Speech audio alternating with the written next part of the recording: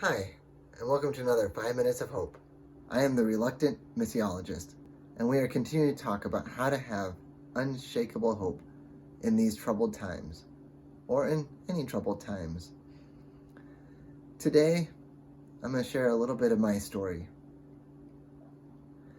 And I'm going to start with one of the most popular verses you hear in church, from James 1, verse 2. Whenever you face trials of any kind, consider it nothing but joy. I really like how it said in the NRSV. Consider it nothing but joy. Yeah, we don't really like preaching about this verse very often, or talking about this verse, sometimes teaching about it, but we move on as quickly as we can. And I think we do the opposite in a lot of our ways of talking about trouble. We have these really fun catchphrases. Oh, time heals. Time doesn't really heal. Maybe what you do with the time heals, but time doesn't heal. In fact, sometimes time can do the opposite of healing. Or we say things like, whatever doesn't kill me will make me stronger. And that sounds so wonderful, except if it's debilitating and depressing and it doesn't make you stronger and you just curl up in a ball and feel depressed all day long. So we have great little maxims that sound wonderful as platitudes, but are hard to really live out unless we learn how to grab onto hope and know how to find hope in this time. And so for myself, I lost my eyesight at 20 years old. 20 years old. I was living the good life. I had a car, not a great car, but I had a car. I could drive. I worked. It was fun. I worked at a newspaper, which gave me access to all kinds of fun activities, sporting events, concerts. I worked at my church for free, but that's what we call volunteering, and I did a lot, and I went a lot of different places whenever I wanted, hanging out with friends, having fun, working, being in ministry and serving.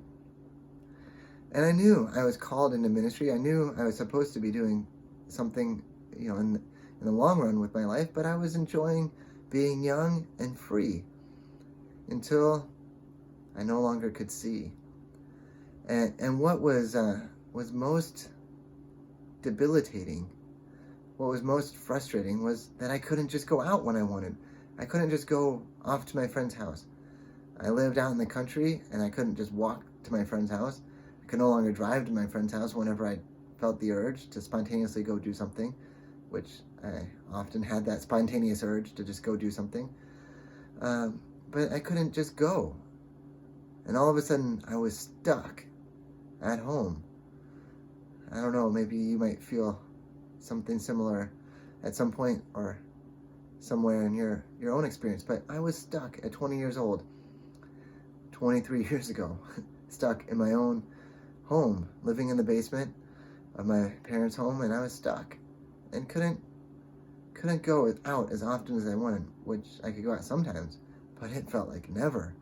And in all of that time, we have the choice to be stuck and mad and stuck and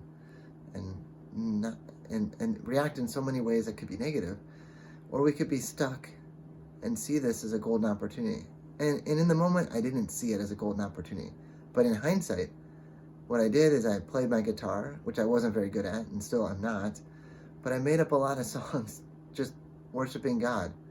Made up a lot of songs just being silly, being creative, but also spent a lot of time just worshiping God on my guitar.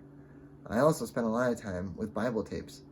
That was before the internet was so accessible, but I would just play the Bible over and over and over again. I was given books, how to deal with hard times. We were great at selling books, in the Christian bookstores, but the books on how to deal with trouble were often so shallow that when I was going through trouble, they weren't helpful.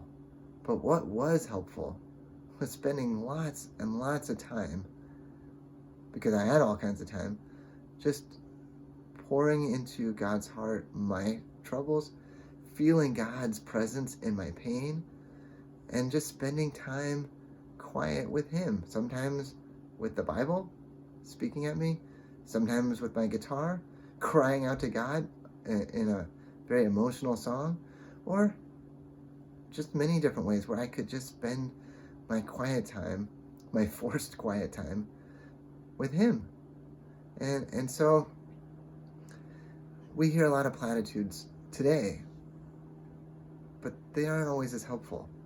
But what is helpful is really trying to reach out in these quiet times and grab onto Jesus. And in that, we grab onto hope.